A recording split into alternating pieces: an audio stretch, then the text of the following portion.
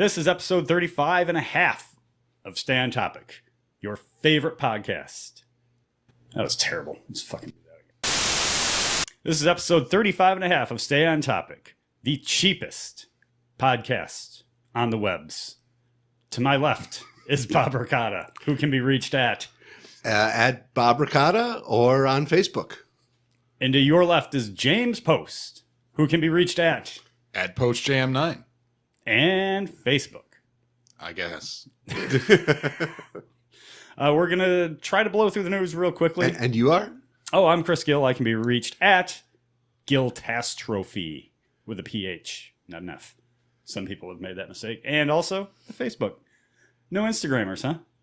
You know, I don't have time. Who's got the time? I just don't take photos that often. Like, yeah. Yeah.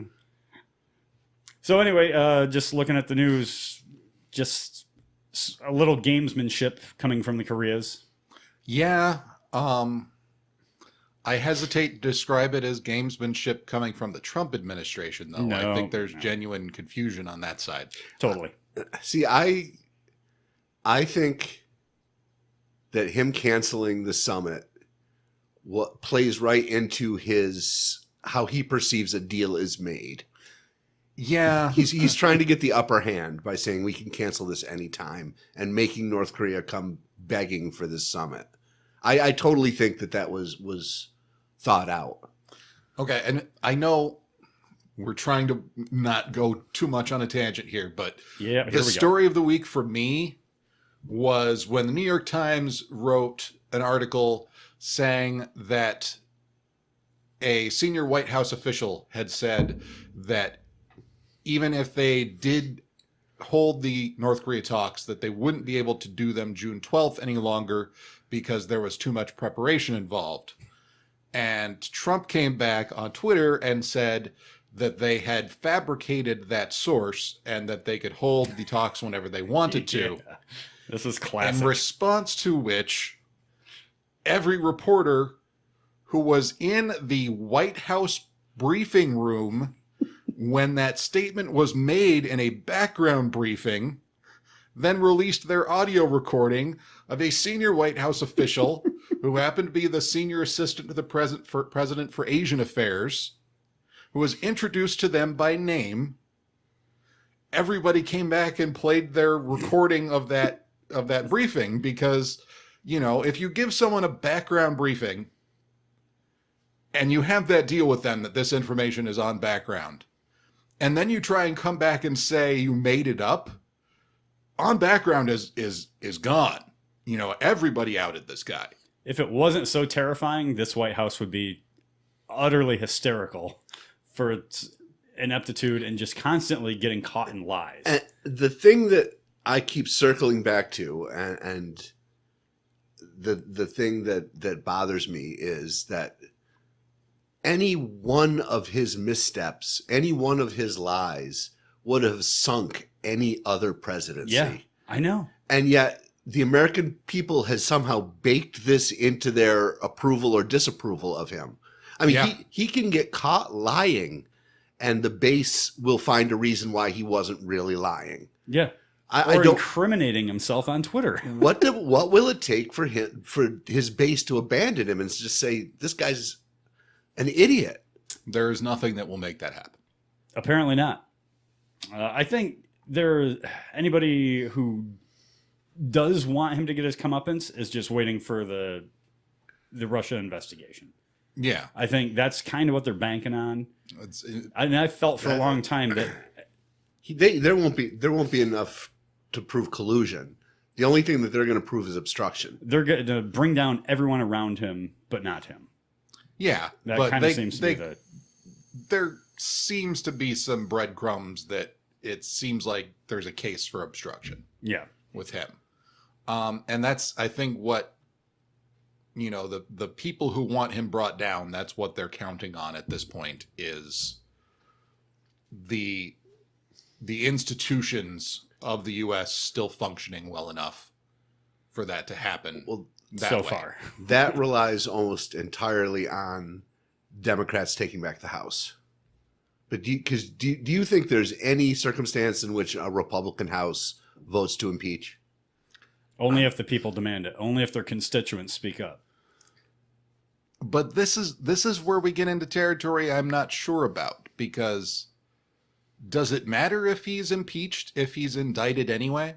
Mueller has already said that, or Mueller has already said that he's not going to indict a sitting president. Yeah. So, yeah, those are probably the two biggest news stories. In other news, James Mangold, who wrote and directed Logan, to high praise. Everyone thought that movie was brilliant. Yeah. Is reportedly set to write and direct a Boba Fett standalone movie. Why? And we're recording this Memorial Day 2018.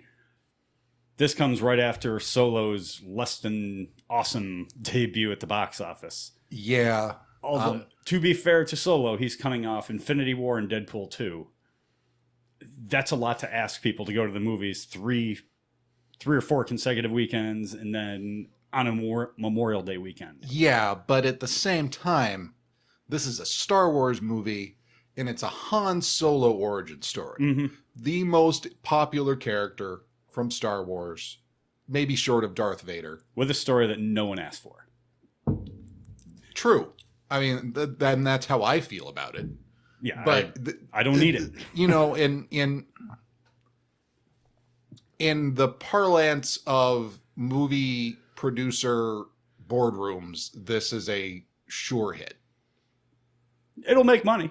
No question about it. It's not going to make Force Awakens money, but it's going to make money. But it's also... I don't know what budget this is up against. These standalone projects aren't nearly as much as the main franchise. But this is the second underwhelming return for a Star Wars movie. Yeah. While Marvel keeps shooting up. And I know we brought this up on... Yeah. They've got the money. I mean, yeah, I just think there's a real shift in the pop culture landscape, and B, oversaturation. Yeah. Way too much Star Wars out there. Well, and they really need to re-examine that and rein it in. If I didn't need to know the story behind the Kessel Run, I definitely don't need to know the backstory of Boba Fett, especially when I know... We know enough already. I know too much already because of the fucking prequels, Mm-hmm. and those are still considered canon. So a lot of Boba Fett's backstory already exists. Yeah, it's... movie no one asked for, but you're somewhat buoyed by the... And we're still talking about a character who, much beloved as he became for some reason by the fans, appeared in one scene in Empire, right? Oh, no, scene it's in 2 Empire. or 3. A couple of scenes in Empire anyway. With maybe 5 lines of dialogue. Yeah, and then in Jedi got killed accidentally and went out on a comedic note. Yeah. This is not a badass character. He did not capture Han Solo. He just had him handed to him. And here's what I don't understand from you guys profess to be true Star Wars fans in a way that I am not. You know, I never asked for an Ant-Man movie, but I didn't bitch when they gave me one. Right. You know, it just, why are you complaining that they're giving you something that you may not have wanted, but it's, you know, it hits all the right notes. Yeah, none of us have seen Solo yet. No. Correct. So I don't know if it's a good movie, bad movie.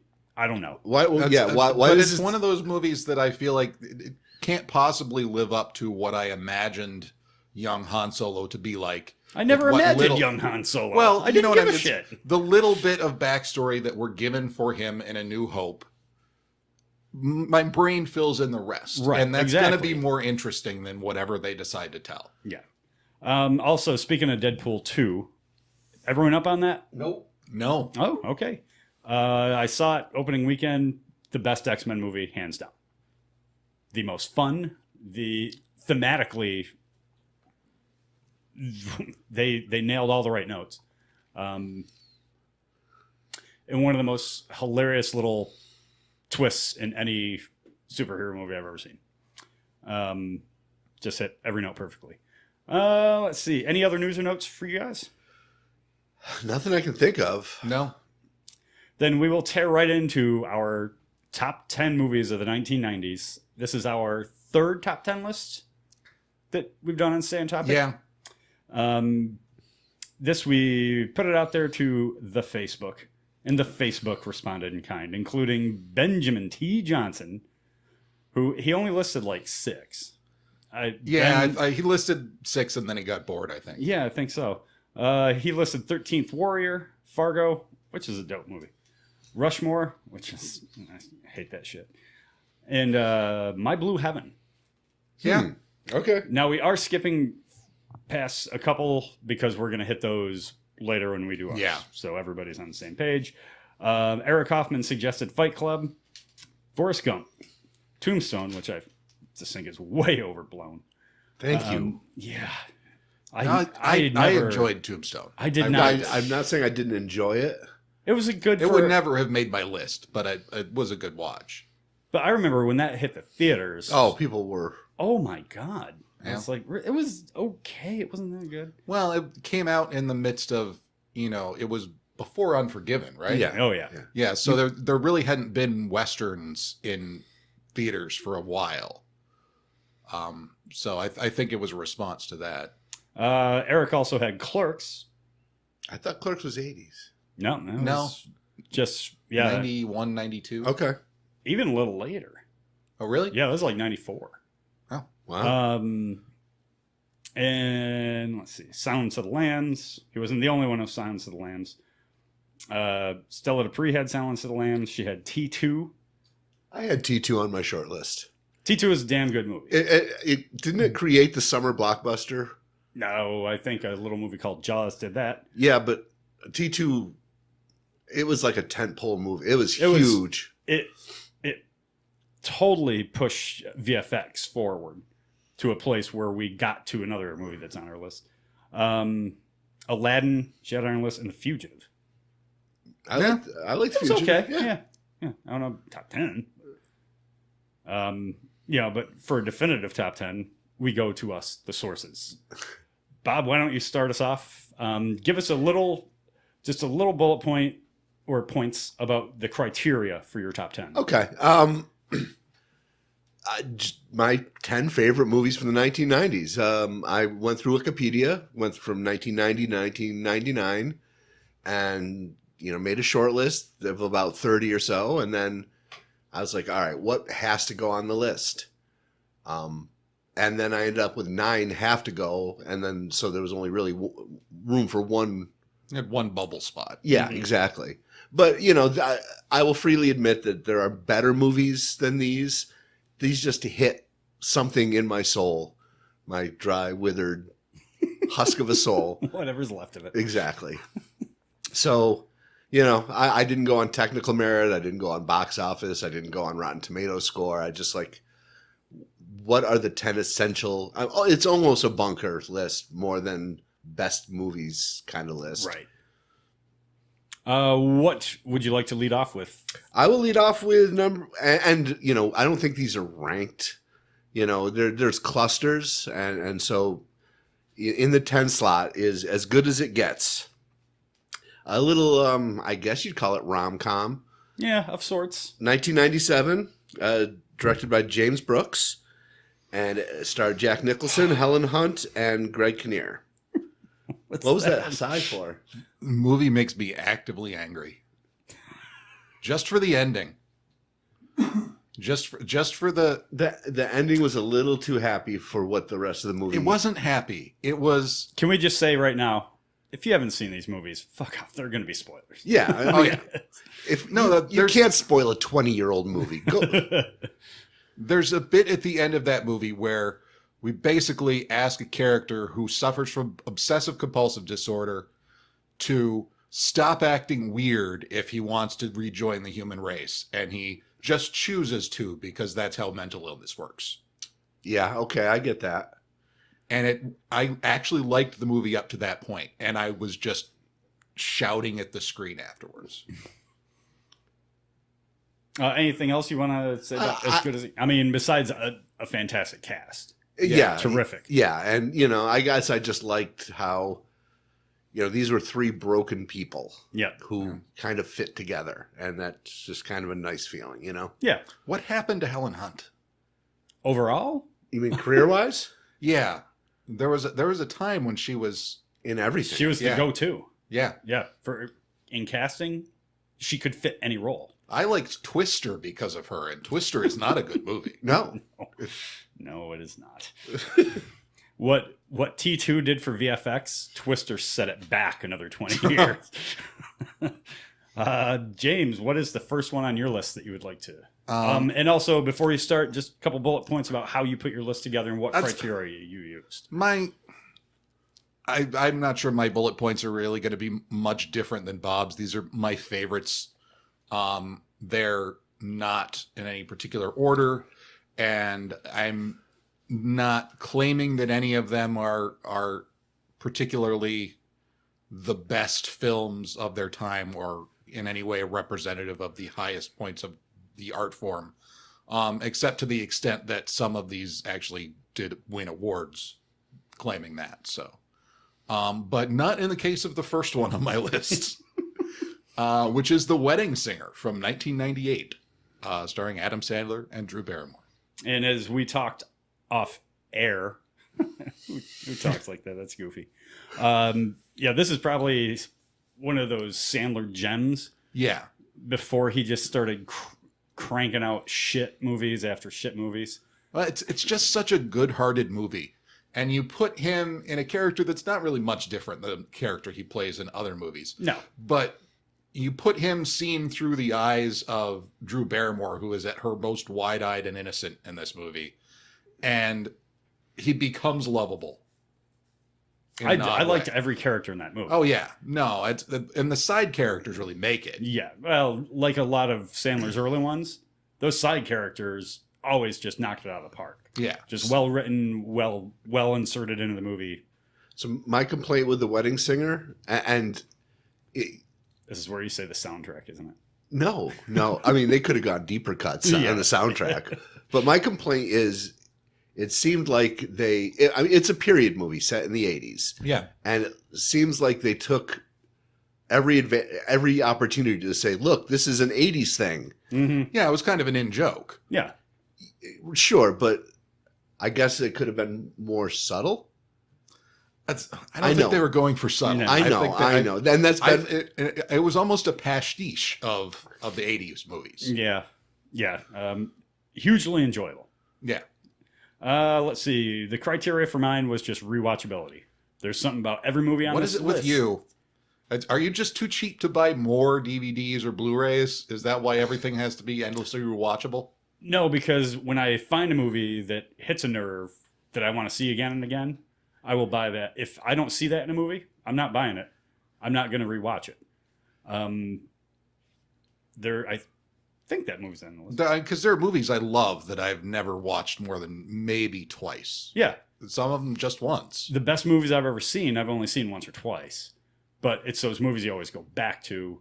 Those are the ones that have that. See, that's a very different list than a list I would make. Yeah, something that hits you. You want to see that. You want to experience it. You want to feel it again. So that's kind of my criteria, which is why I start off mine with Sneakers, the 1992 movie, a lost gem of the 90s. Oh, it's a great movie. With an amazing cast. Unreal cast. Yeah. I mean, Redford, Portier, can't believe, Kingsley, Aykroyd, River Phoenix, Mary McDonald. Yeah. Jesus, it's loaded. And even though some of the tech stuff doesn't quite hold up, you almost have to put yourself back in that era to enjoy it. Yeah. Because it's pre-internet, or it's like a rough frame rate or rough frame of what the internet would become, and how information was slowly replacing everything for power. Yeah. And just what a great movie. Dramatic as hell. Oh God, James Earl Jones is in it too. Yeah. I forgot about that. Forgot about James Earl Jones. In The Big Finish. Hugely rewatchable for me. It's actually very funny, which a movie with those kind of stakes isn't usually. Yeah. But it's a very funny movie, charming. I love the shit out of it. Bob, what do you got next? I have The Big Lebowski, directed and written by Joel and Ethan Coen. I've heard of those guys. Yes, they. I think they're going to do well in the business. Yeah, I think they're going to be okay. Never seen it. Wow. We have to remedy that. Boy. So what I like about The Big Lebowski, and generally you won't find comedies on a list like this, because I find that once you know the punchline, comedies lose a lot of their impact. If they're not done well, yeah. The Big Lebowski doesn't have a lot of punchlines. It's just a great character study. The dude, who's played by Jeff Bridges, is just a great character. Yeah, and a cult level is on the Mount Rushmore of cult icons. But the dude wouldn't be who he is without John Goodman playing his foil. Yep. Just another great, and Steve Buscemi in an understated role, just being kind of a meek, but being the heart of the whole group. It's a great movie. You will laugh the 10th time you watch it, and you will crave White Russians at some point. Yeah, absolutely. I'm astonished that James hasn't seen it. Huh? What have you seen, and what is next on your list? Next on my list, and again, I'm going sort of off demographic, is The Lion King, 1994. No shame. No, it's a gorgeous movie. It's such a spectacular piece of animation. I'm not sure anything has surpassed it since then. I mean, there's been better technology, obviously, with the Pixar stuff, right. moving into 3D animation, but as and stuff far like as that. cell, it was the perfect confluence of cell and computer animation. Yeah, and it looks, and for its time, holy shit, well, it was astonishing. Yeah, it was amazing to sit there, in a theater and see it when it first came out. It was the first animated movie I saw that made me feel the same way I felt when I saw something like Star Wars, as far as the level of spectacle and like I'm enveloped in this world. And just the artistry it took to put that together. Yeah. And, forget the actors. I mean, it had a pretty damn good cast. Yeah. No, but just the artistry of the visuals was so stunning. I don't know that Disney's quite matched that again. No, I don't think so. Let's see. I have from 1990, Darkman. That surprises me. This was Sam Raimi's first foray into superhero type territory. Yeah. Where he brought his own kind of brand of horror sensibilities to it, and it just worked. And was it his first mainstream? And it really wasn't that mainstream. Yeah, no. Like, this was a low budget. Yeah, I remember it. But yeah. Practical effects. It looks like it could actually like the superhero movies today with all the VFX. They don't look like they're happening in the real world. This very much looked like when Darkman's jumping between buildings, there's some dude in a Darkman coat jumping between buildings. Yeah. And it really showed what Raimi could do and what ultimately landed him the Spider-Man franchise. But Liam Neeson in his quirkiest role ever. Yeah. And he was really the only big name. Like, yeah. It was such a low budget flick but definitely worth checking out. Especially if you're a Raimi fan and have never seen it, that you have to see this movie. What do you got, Bob? Well, going from one superhero director to another, I've got The Usual Suspects. Nice. That which was directed by Bryan Singer. And we could argue which one of those two is Back the better. It was good. But, yeah. It's just a great story. It's a great story, well told and well acted. It's one of those movies where the twist at the end is almost everything, but you can watch it again, and it's such a great movie that you forget about the twist. I wouldn't go that far. Yeah, I have trouble with rewatches on it. Really? I think there's a great second watch in it. Yeah, just to see where you missed everything. But no, that nearly made my list. I love that movie, but it's one I've only seen once because I was really done with it once that reveal came. Fantastic movie. I'm taking nothing away from it, but to my own sensibilities. Oh, I see what you did there. Very clever, very cool movie. Moving on. Okay. I find it rewatchable. It's a ridiculous cast. Oh, yeah. Yeah, I mean, it's got the least of the Baldwin brothers in it. I was wondering if you were going there. Stephen Baldwin. He played his other big role was. I thought you were going to say Alec was the least of the Baldwins. No. but- No. I think his other big role was Barney Rubble in Viva Rock Vegas. After I remember that. He did a Swingers movie that made the rounds on Cinemax back in the day. But yeah, just a great story, well told, and Kevin Spacey just owns the part. Crushes. Yeah. Yeah. 90s Spacey, still the best Was Spacey. Kevin Spacey significant in that movie? Oh, no, not at all. Okay. Nor was he in 7. James, what is the next one on your list? Groundhog Day. Nice. Not really a left field choice. And just as you shocked us with your admission, Bob, I've never seen Groundhog Day. that's shocking to me. You're not going to be bothered by spoilers. No. Harold Ramis script. Now I have to look. You really should come prepared. Oh, Harold Ramis and Danny Ruby. Okay. Danny Rubin wrote the script. Ramis directed. And it's not a spectacular directing job. It's everything it needs to be. The real magic of this was done in the editing room. Yeah. But no, I mean, fundamentally, it's almost hard to talk about post Groundhog Day because it's so much part of the culture. I mean, it's become a verb. Yeah.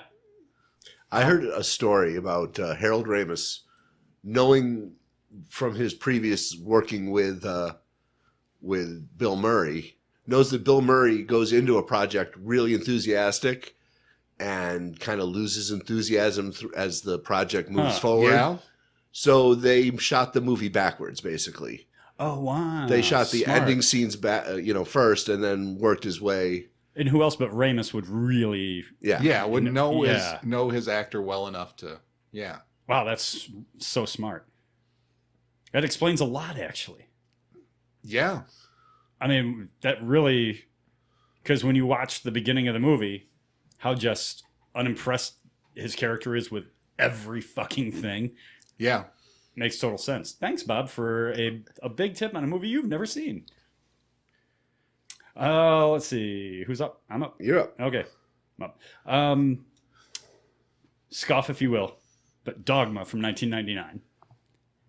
In my opinion, the most watchable Kevin Smith movie. And I'm not a Kevin Smith hater. I really enjoy his stuff, but they don't have repeat value like Dogma does. Dogma's got the cast. It kind of takes itself seriously, or seriously enough to where there are like stakes and you believe stuff.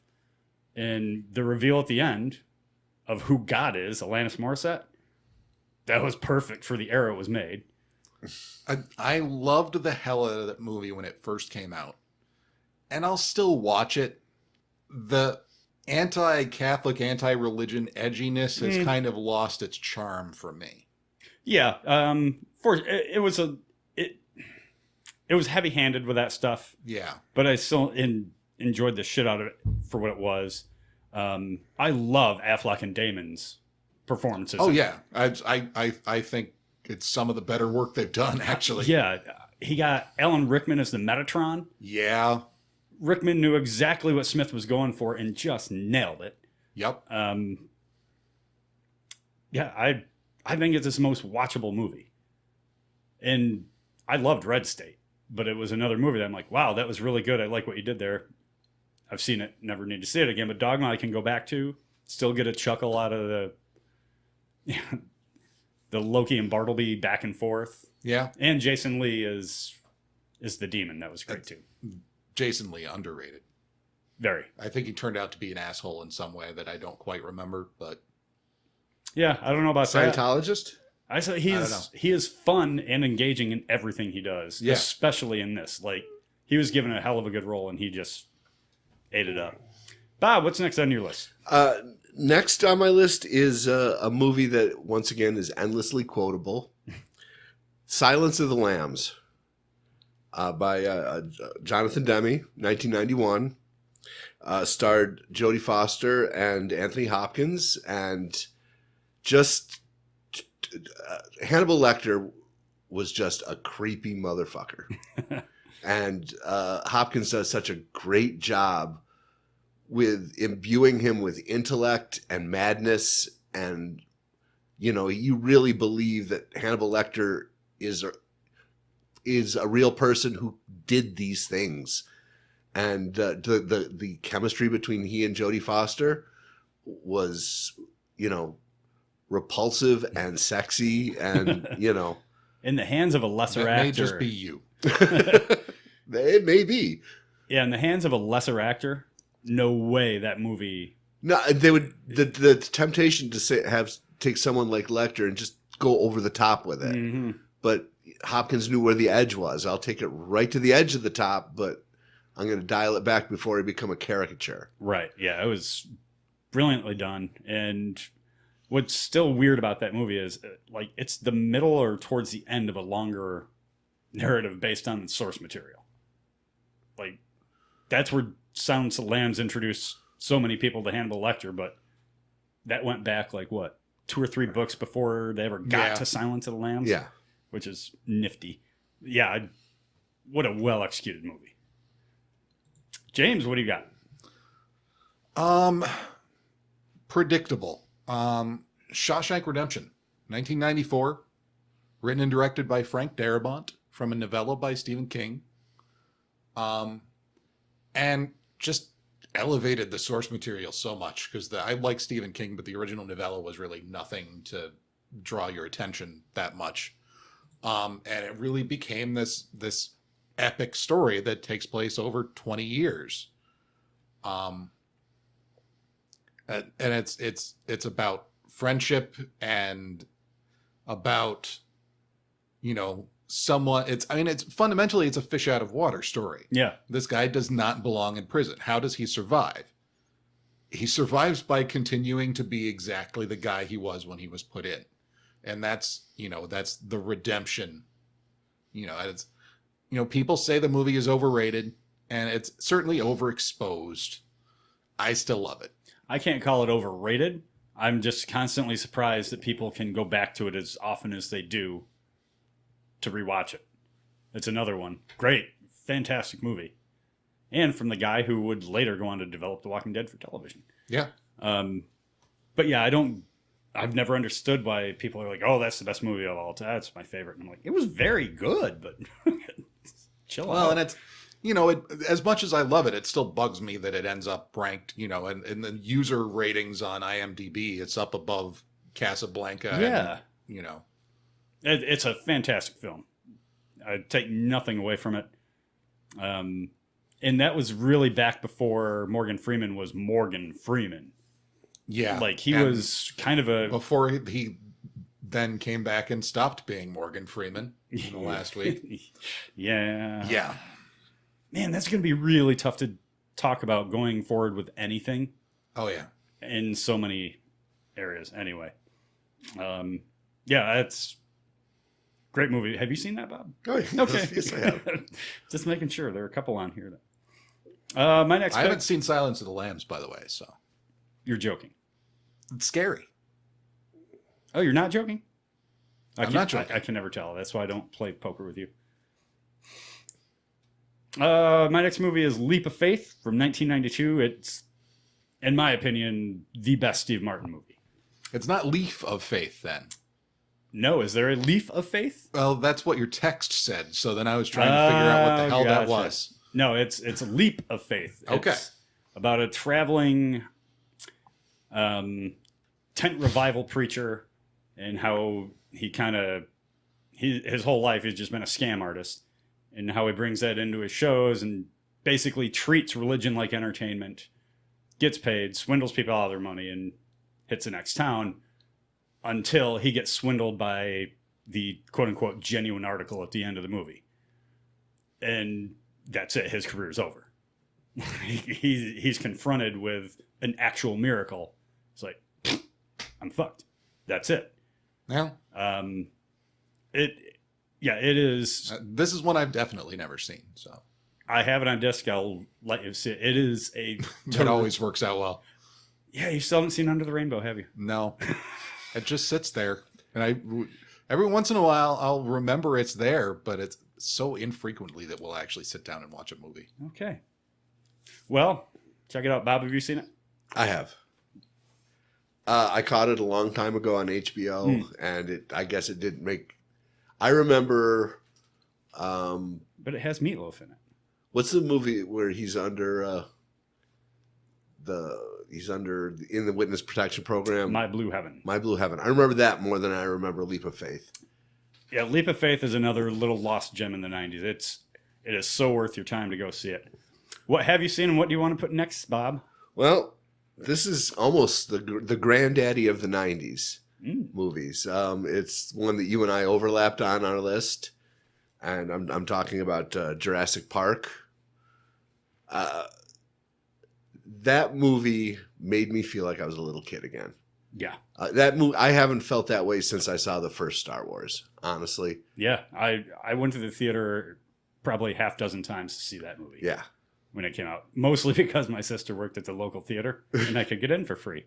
That movie made me feel like I was a kid too. You were a kid. Because I was a kid. Yeah, I was going to say. But talk about, Spielberg knew what he had with the VFX, and he knew exactly how to play them. And let's give credit where credit's, Michael Crichton wrote a pretty good book. Spellbinding book.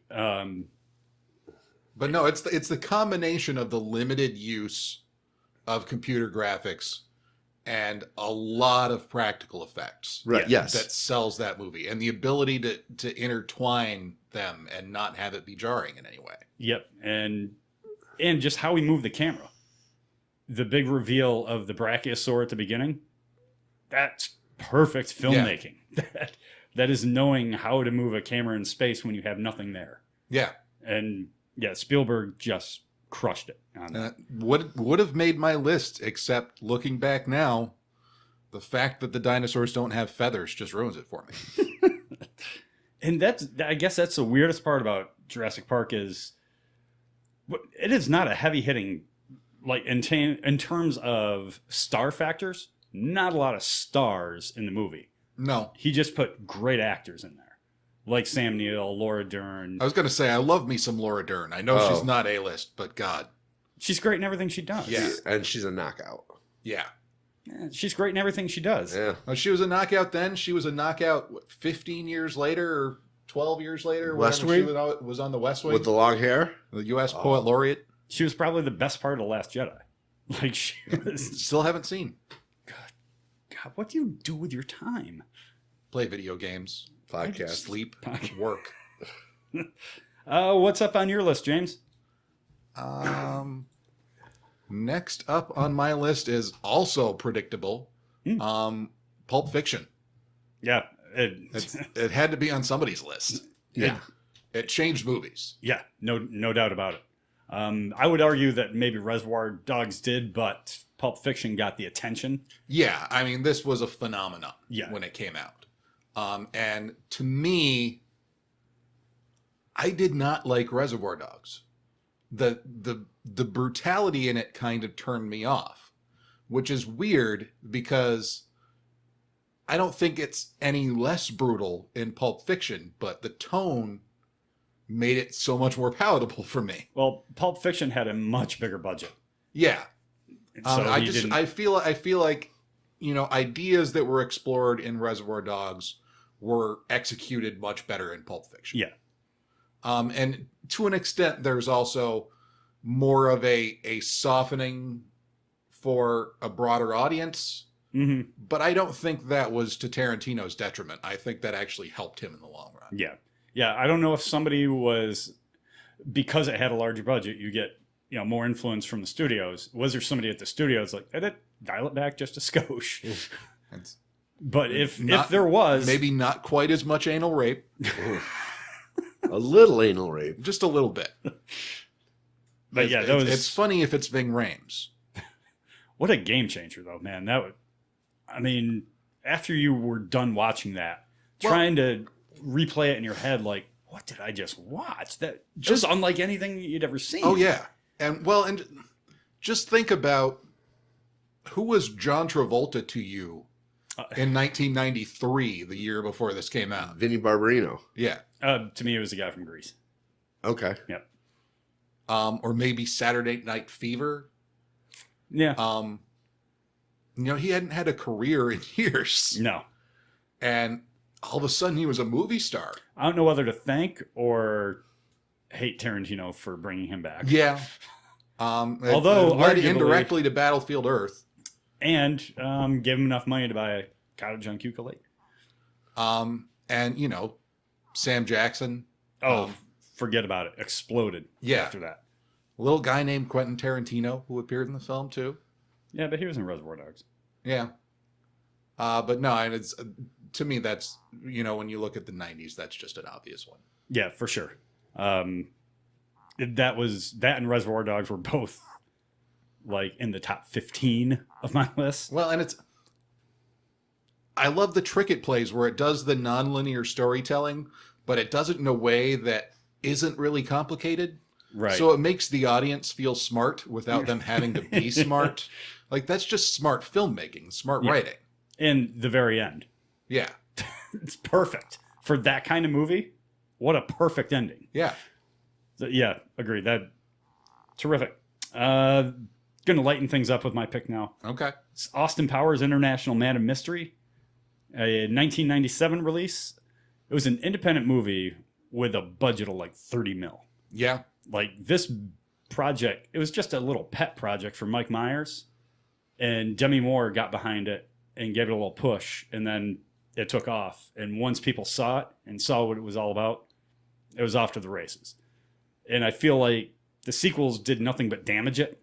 Yeah. So I like to view it in the little bubble of the year it came out. Yeah. No, that's the original is.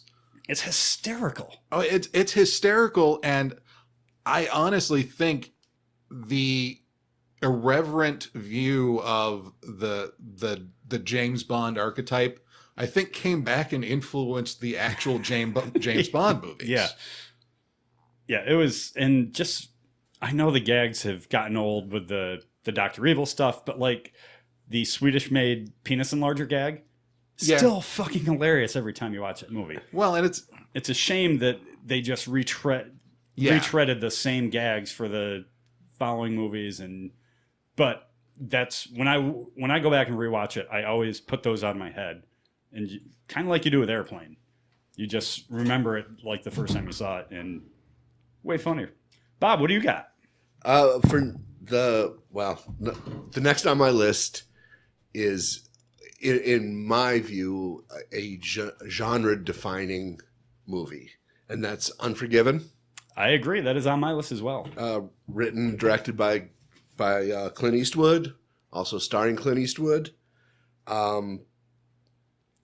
It won in 1992 Best Picture, Best Director, Best Supporting Actor for Gene Hackman. Fucking great. In that. Yeah. Talk about somebody that knew how to bring it right up to that line and keep it without going over. He did the exact same trick in that movie. And for those who haven't seen it, it's a Western. Shocker, Clint Eastwood's in a Western. But it really demythologizes the gunslinger as an icon, as an archetype. And it shows a gunslinger that was long past his prime. He was beaten up by life, and he retired to become a farmer. Pig farmer. Yeah, and he's called back into action because of both honor and money. But it tears the Western genre, and it redefines it. It demythologizes it, I guess is a good way. I don't know why they would make a Western. Would you consider it a deconstruction, or does it not quite go that far? It doesn't quite go that far. It goes right up to the limit. Some people have gone so far as to say, like, this was Eastwood's commentary on why we're such a violent culture now. How the frontier life, just through generation, that mentality has just kind of carried on over the generations. I'm like, you should tell that to modern Clint Eastwood. Right? I think that's a little too deep, but it is such a good movie. Yeah. And you get so wrapped up in the performances. I mean, Yes. they're all so good. Once again, Morgan Freeman. Yep. Ned. I like the scene. There's a scene in a bar when Clint Eastwood is going to unleash hell on this town. And it shows what a gunfight is probably really like, because there was a lot of missing. Yeah. And a lot of people who were 2 feet away and couldn't hit him because... They were shaking. Yeah, or the gun, was a shitty gun, or, they were or drunk. what it really means to kill someone. Yes. What it means to take a life. A lot of the people in that bar had never done that.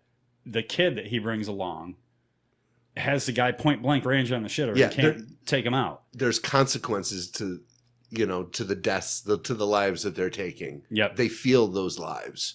I think that movie was perfectly summed up by Little Bill beating the shit out of English Bob. Yeah. Who was supposedly this great gunfighter and just kicks the shit out of him. It tells you exactly what you need to know for the rest of the movie. It's like, no, this is how it really looks and feels. Right. James, what do you got?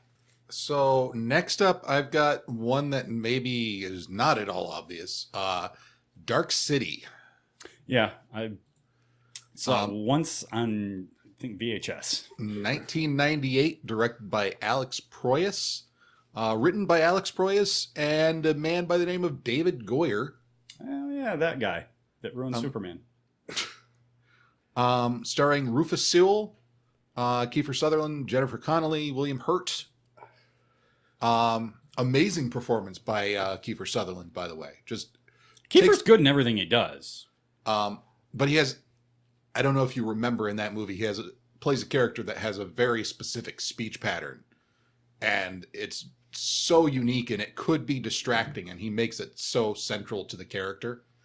But in a way, this is a lot like almost a Matrix type movie, except if the Matrix was a psychological thriller rather than an action movie. Some amazing cinematography, great use of really pretty limited special effects. They don't look nearly as good as they look in the Matrix, which was around the same time. Yeah. But Dark City didn't have Weinstein money either. No. And this was a primarily Australian production. But one of my favorite things about that movie actually is the DVD commentary, which is basically 2 hours of film school from Roger Ebert, who loved that movie. Talking about what every shot means, and the fact that the angles go off the side of the screen and you don't see the edge of the angles and what that means, and it's just amazing to watch and listen to. It's got a cult following, nowhere near as big as some of the other ones on our list. Yeah, it's a very small cult, but they adore this movie. Oh, it's worthy. It's a good movie. The twist at the end is great, but it's not what makes the movie. Right, no, exactly. It's in a lot of ways you can kind of see it coming, because so much of what happens before is so strange. It's like if the Matrix started and there were Pac-Man characters running around on the streets and stuff. Like, maybe this isn't quite the United States of the 1990s. It doesn't sell itself on its twist that this isn't the real world. It's everything that surrounds that, and why it's not, and how it connects to the psychology of this main character. Right? It's really about Rufus Sewell's character. Yeah, and just to piggyback off that, next one on my list is The Matrix. Okay. It was, the Wachowskis' masterwork, where they basically lifted from all these little genres and threw them into a big 90s action sci-fi VFX blockbuster. And I don't even think I think the Weinsteins who produced the movie and bankrolled it thought there was something there. I don't think anybody else had any expectations for this when it hit theaters. And when it hit, nobody had ever seen anything like it. Because it took a lot of stuff from some Japanese films, action-wise. The martial arts in it, the influence is pretty glaringly obvious. Yeah. But it just had, mind bender of a story. Nobody had really seen anything like that before on screen.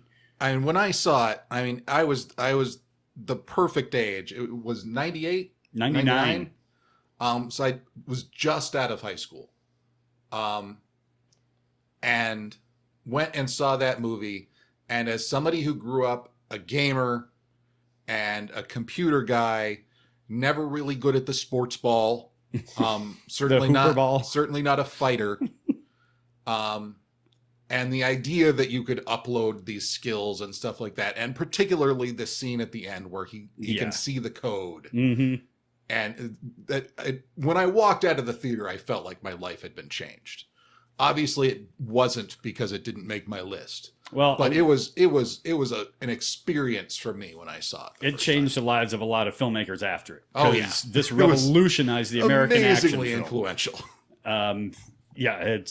It still is. Yeah, I kind of like it to stop being at this point. Bob, what do you got next? Speaking of influential, the next movie on my list is Goodfellas. Yep. Marty Scorsese's magnum opus from 1990. Masterpiece. Yes, it's all right. Have you seen this? I have. All right. Didn't make that much. I didn't like Casino. I didn't care that much for The Godfather. Oh my God. Those kinds of movies just never do anything for me. Killing me. All right, Bob. So, Scorsese just creates three engaging characters. Ray Liotta's, and I'm blanking. Henry Hill, and Jim Conway, and Joe Pesci's Tommy. Yeah. It's been a while. But anyways, you know these are gangsters, but you lose yourself in the story, and so you cheer for them in certain situations, even though these are horrible people. And I think it's a great use of the flawed narrator, because if you really, really watch the movie, Ray Liotta doesn't really kill anyone. He's just around when other people are killing them. No, he just rats them out at the end. Right. That's how he kills their lives. But so it's like, do you really think he could get this far into the life and not have killed somebody? He's just leaving that part out because it's his story. Right. But The Godfather kind of glorifies the mafia. It makes it into a noble thing. Goodfellas tears that myth right down and shows it at its slimy, sweaty, greasy, back to the door. You're back to the wall. You're afraid the cops are going to come in at any moment, or your best friend's going to whack you. Yeah. It's like what it's like to really be Italian in real life. Wow. Yikes. And another reason why I like the movie so much is because of the little details they get right. Because I grew up in an Italian-American family. My grandfather came over from Italy at age 2. Or no, he went back to Italy at age 2, came back to America at age 18. So I'm very connected to the Italian. It's not like 4th or 5th generation for me. It's right. My grandparents spoke Italian primarily in their house. So just like the family gatherings they'd have with the plastic tablecloths and the peppers and onions and sausage and the ziti and just the little details that made it feel like an authentic Italian story. How many have you killed, Bob? Italians? We don't talk about that on the air. Okay. I've never killed anyone, just with my good looks. And talk about a soundtrack. And the way it was used. This is one of those movies. You tell me you don't hear, like, every time you hear the piano part of Layla, you think about that kid finding the 2 dead people in the Cadillac. I mean, it's just seamless how it's woven in there, and it's become part of the music. Becomes part of the movie. The movie becomes part of the music. Yeah, and like we said, directors have been ripping that movie off since, including Scorsese, who made at least 2 more movies just like it. Yes. James, what's next for you? I just looked at the list and then forgot. The Truman Show. I dig it. Just a really original movie. Jim Carrey doing a serious role in a very strange movie. For those aren't familiar, Jim Carrey plays a character who is not aware that he is the main character of a television show. Way ahead of its time with that. Yes. And really great directing, directed by Peter Weir. What year did that come out? 98. Wow, that late. I thought it was earlier in the 90s. Okay. And I think my favorite part of that movie and part of what carries the tone is the score. Some of which was actually written by Philip Glass. Huh. The atonal avant-garde composer who was big in the 90s. Oh, not George Glass. No.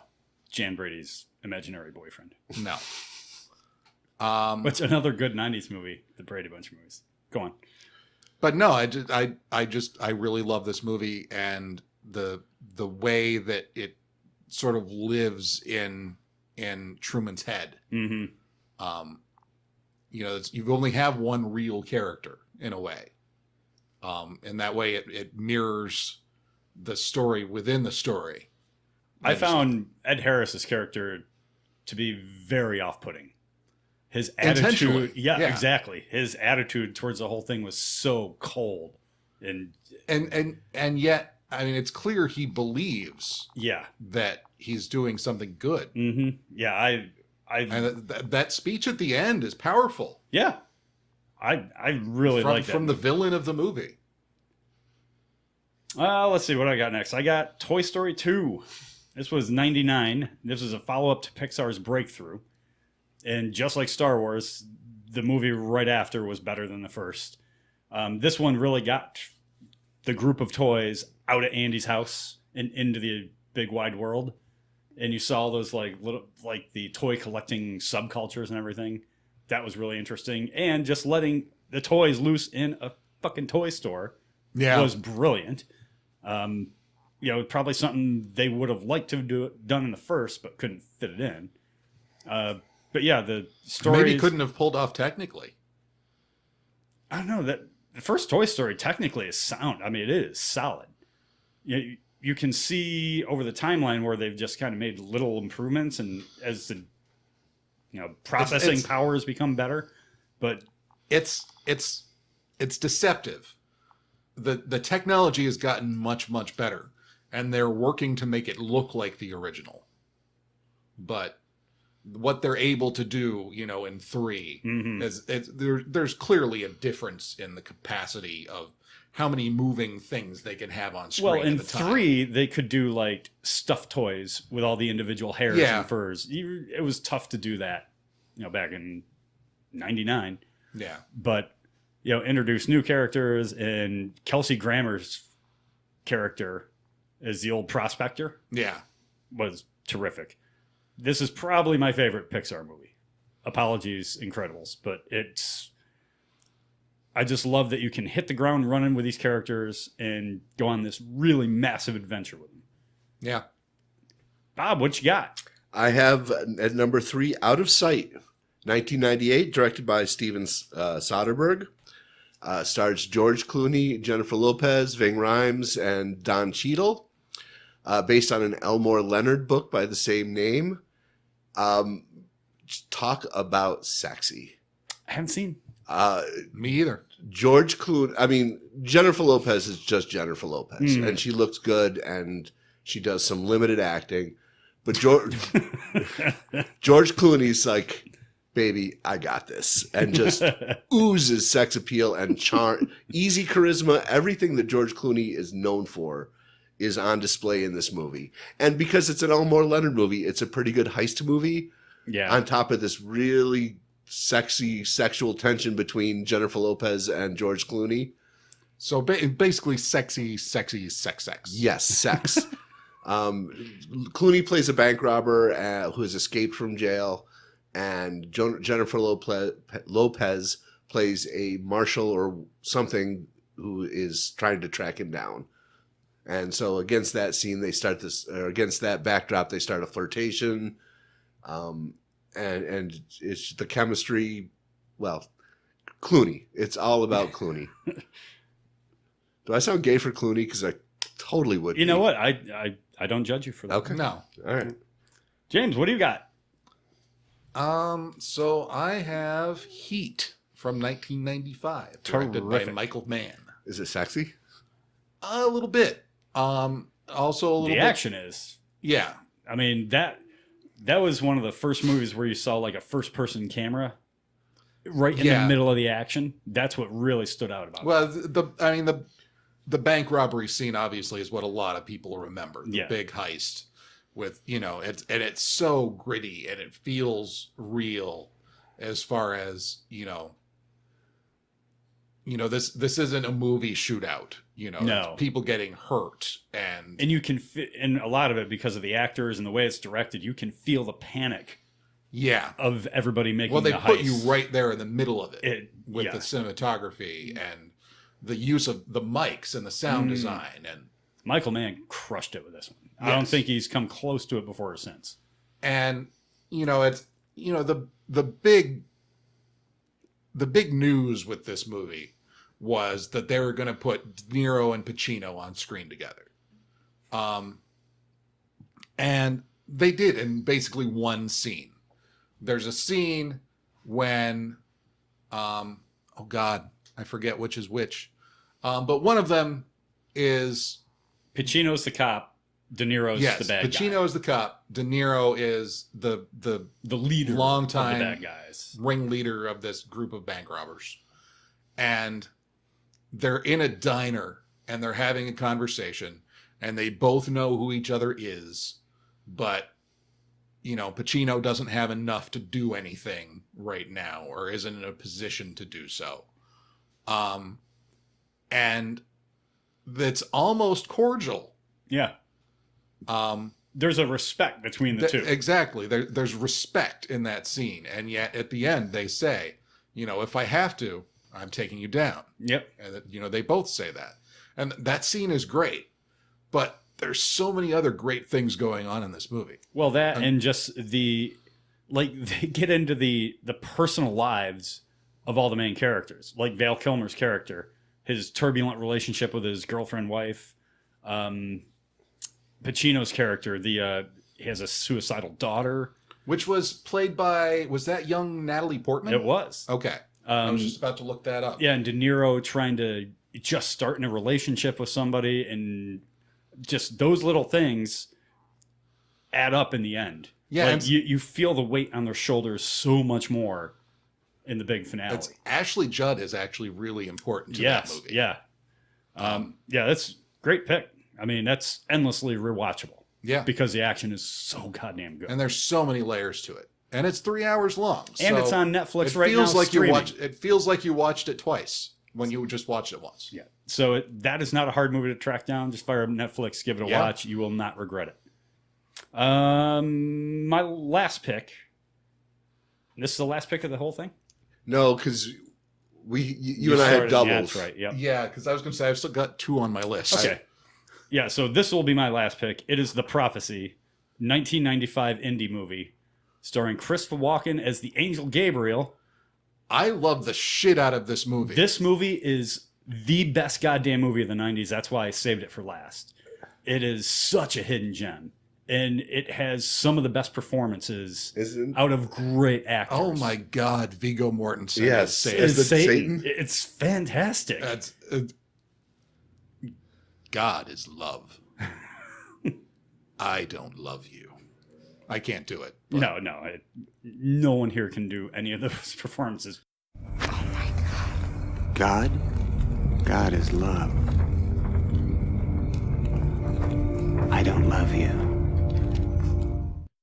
And even Eric Stoltz as Simon. Oh God, no, he's awesome in it. And the mythology they weave with a budget of $10 million. Yeah. I love that movie. I would never have put it on this list because I would have found it embarrassing. Why is it embarrassing? I don't. It's such a B movie. Oh, it is totally. And everyone just chews up the scenery when they're on, and it works. And the sequels were so fucking awful. Awful, terrible. But that movie is great. And Walken, being Walken, and yet so you take him completely seriously. Yeah. Because of the way that character is written. And because of the way how casually he plays it. Yeah. He never gets too uptight. He never gets too low. Sometimes he's really flippant, like when his whole master plan is going down the shitter and he has to find somebody that just died to bring him back to life because he can't drive. Yeah. That's like a great gag in an otherwise very serious movie. But the best thing about this movie was the mythology of angels and why the devil was like, whoa, no, you can't do that. Fuck you. I'm getting a piece of that.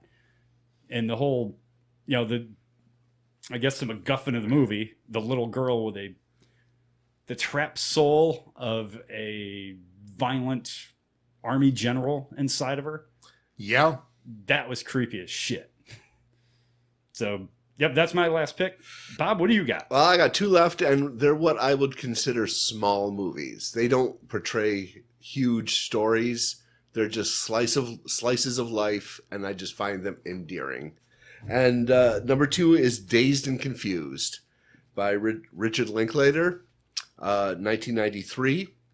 It's just, I don't know if it's wish fulfillment or, fan service, but it just shows a great day in the lives of these characters that you generally like. In an era that, like, you more so than I, but I do remember that era that it was set in. It was set in 1976, so it hits nerve. I was about 10, so I got what it was like to be in middle school at that time.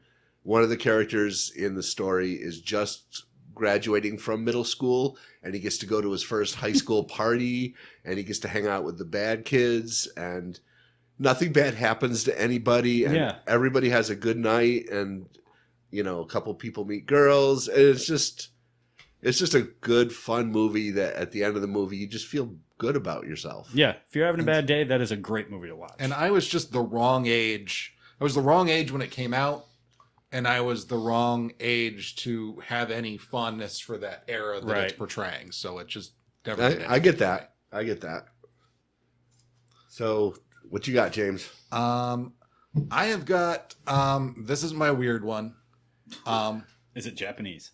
No, it's not. 1995's Dead Man, written and directed by Jim Jarmusch, who one of the great figures of the 80s and 90s indie film world. It's a movie starring Johnny Depp, the always wonderful and unrelated Native American actor Gary Farmer, Billy Bob Thornton, Iggy Pop, Crispin Glover, John Hurt, Michael Wincott, Lance Henriksen, Gabriel Byrne, and Robert Mitchum in his last film role. Huh. This is a Western in which Johnny Depp plays a incredibly clueless, educated man of some kind. He's on his way out to the West to be a teacher. Gets involved in some hijinks and ends up getting shot. And he's basically, depending on how you read the movie, I won't get too much into it, but yeah, because we're running up on time. Yeah, he's basically dying for the rest of the movie, and he more or less gets adopted by a Native American character played by Gary Farmer, who hears that Johnny Depp's character's name is William Blake and mistakes him for the English poet of the same name. So he's constantly quoting the poetry of William Blake to Johnny Depp's character, who doesn't even get the reference. And it's an indie movie, and it's weird, and it's shot in black and white, and it's really dark, and it's funny as fucking hell. It's so funny. It's a tough movie to find. If you want to find it for streaming, you're probably gonna have to cough up 99 cents on Google. So if you have Google Play, download it and give it a watch. But there's so much going on in this movie. There's so much you can read into it if you want to, or you can just enjoy a gang of clueless Wild West thugs led by Billy Bob Thornton, being funny and accidentally shooting themselves. It's works on so many levels, and it's just underseen. What do you got, Bob? Well, my last movie is probably one that not many people have heard of. It's called Nobody's Fool. It stars Paul Newman, Jessica Tandy, Bruce Willis, and Melanie Griffith. And it just features Newman at his most charm. I mean, he just... Sexy? Not sexy, just charming. Like that buddy that you always want to be around because he's always got a good story and, easy wit. Yeah. And it just shows this 70-year-old man, Newman, who is a handyman, has never did anything with his life, kind of down on his luck, but because of his own fault, because of choices he made. And he has a chance to reconnect with his estranged son because his son's wife throws him out.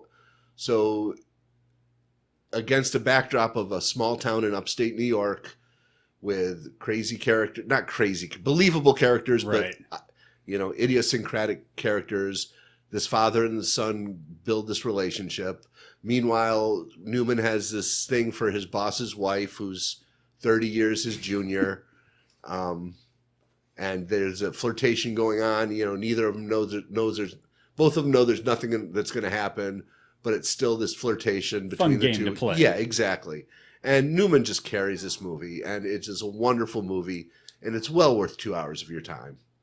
Yeah, I remember seeing it back when it made the HBO rounds. Yeah. And I was like, yeah, anything with Paul Newman I'm going to watch. James. Last on my list, incredibly predictable if you know me. A Few Good Men. Yep. Yeah. And tell the people why. Well, I mean, it's Aaron Sorkin. It's actually directed by Rob Reiner. Which was such a weird choice for this, because people were climbing over each other to get to this screenplay. This was, So 3 years earlier. Yeah. 3 years Princess Bride earlier, guy. this was the play on Broadway.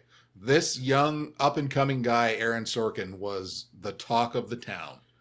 And everybody wanted to get into this movie. This was going to be the big movie.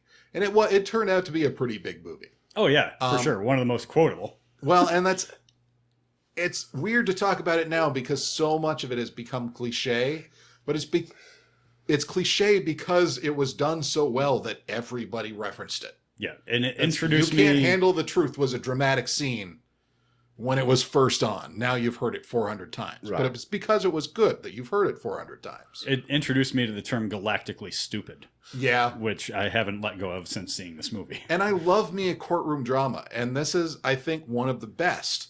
And by virtue of setting it in a military court, because there are consequences for Tom Cruise's character as the prosecutor if he gets this wrong. He better stick the landing. It's illegal for him to accuse a superior officer of committing a crime.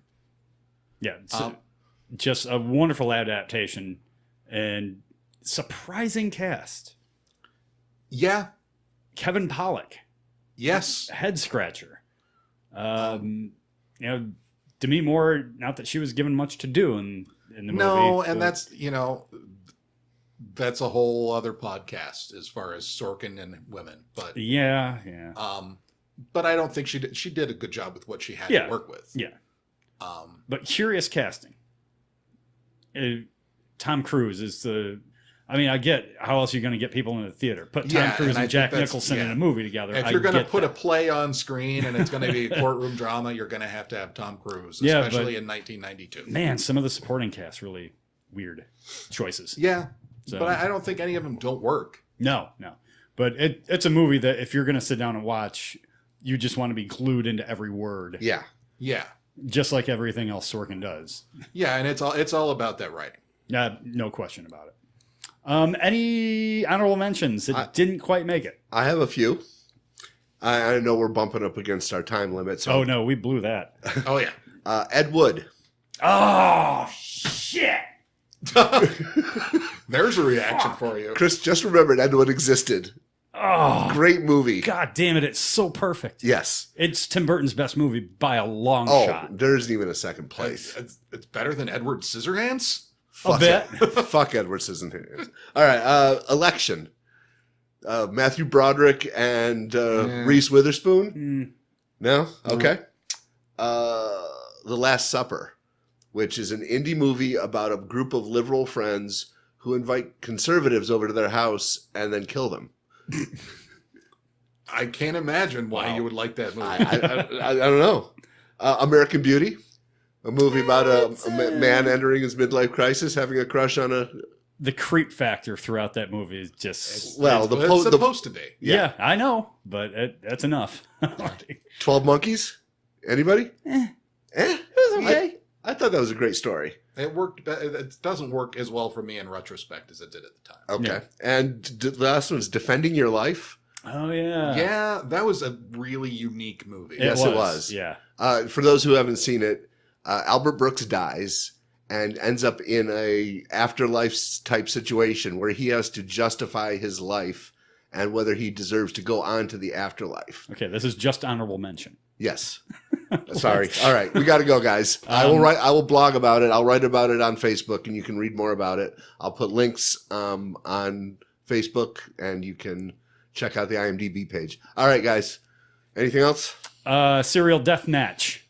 We need just maybe a dozen more, and we'll fill out our brackets. So, anybody listening, please get us those.